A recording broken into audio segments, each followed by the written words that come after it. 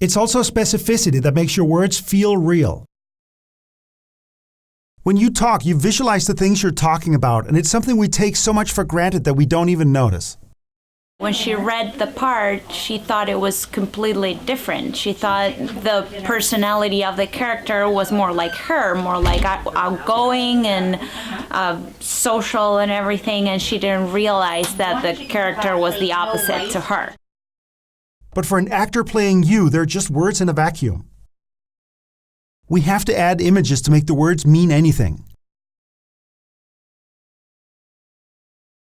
In one of our scenes, the cop asks Rennell why he has a KitchenAid mixer if he lives in a car. And he says, because it's mine. Imagine how arbitrary your delivery is before you figure out what those words mean. Because it's mine. Because it's mine. Because it's mine. Because it's mine. Because it's mine. Because it's mine. It's just a general mixer, so it becomes about how you're saying it, which is a terrible trap. But let's make it specific by adding that he stole the mixer from his ex-wife so she couldn't have it. Because it's mine. Suddenly there's reality behind the words. Because it's mine. It's the hallmark of a good actor that they visualize what they're talking about. You can see in Hannah's eyes that she has created a cynical mother. Oh, don't worry. They were just looking for somebody different, so I guess I'm just back to pounding the pavement. All right, Mom. Talk to you later.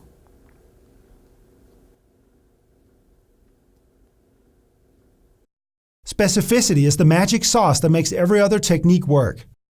For example, having an objective of just wanting love has no power. It's too general. But if your image is of someone who will hold you when you feel sad, or your image is of a rich husband to make your girlfriends jealous, then you have a way to pursue that goal in this scene right now. Above all, specificity makes everything actionable. If you want to build a house, it's not enough to have a general idea.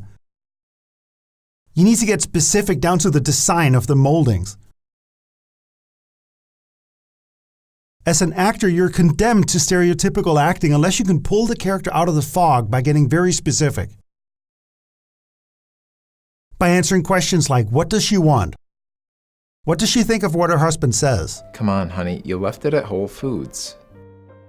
The manager is personally looking for it right now. Has he said it before, or is this the first time? Do they have sex? How often? Would she rather be married to someone else? Does he have a lover at the office? Each of these things would result in different behavior. So unless we get specific, we're going off in all directions at the same time. That thing is attracting the wrong kind of people. I'm sure you'll be fine. Finally, it's also important to be clear what specificity is not. Specificity doesn't mean a specific way of acting it. Specificity means a specific reality. It means specific thoughts and opinions and all the things that create behavior. It's never the behavior itself. Specificity also doesn't mean acting you've seen somewhere else. Very often you reference characters and how famous actors would play them. But if your idea essentially just is how George Clooney would play it, then you're dismissing all the wonderful things the actor in front of you can do. So what were you doing at the quarry? Nothing. I don't know. I don't want any trouble. In fact, specificity doesn't even necessarily mean your idea. It doesn't really matter whose idea we do as long as it's specific. And that's the one thing that you can and should demand from actors. What's keeping you from getting what you want from him? What's in your way? Why can't you just do it? The fact that we're obviously not on the same page. He thinks what he did is great for the company and great for himself and for the product, and it wasn't. We need something bigger than that. We need like a real reason that you can't just ask him. Oh, just ask him to admit that he's wrong? Yeah, because otherwise, okay. If there wasn't a real obstacle, that would be the line in the script. Yeah, why can't you just admit it? So it? why can't you ask him? Yeah. I think it just has to do with our previous relationship. And I have respect for him, but so I can't just like tell him that he's wrong, especially because we're partners. That doesn't allow for...